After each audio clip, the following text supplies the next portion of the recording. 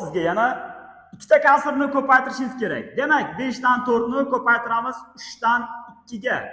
Shu ikkita kasrni ko'paytirishni qanday ishlaymiz? Tepa-tepaga, past-pastga qisqaradigan usullar bilamiz. Va biz buni mohiyatan tahlil qiladigan bo'lsak, demak, biz 5 dan 4 degani 5 ta bo'lakka bo'lib olamiz. 1, 2, 3, 4, 5 ta.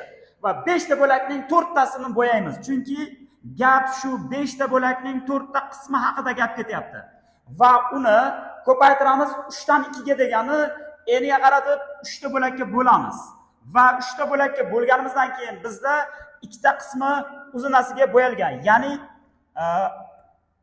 bu qismga qarab bo'yab ketadigan bo'lsak, ikkinchi qismi bu bo'ladigan bo'lsa, endi javob mana shu ichida. Va uning javobini qanday olamiz? Buning javobi gap nechta katak haqida gap ketyapti. Kataklar soni 5 taga 3 ta bo'lsa, demak 15 ta katak haqida gap ketyapti va shuni 15 ta katagimizni nechtasi umumiy jihatdan bo'yalgan?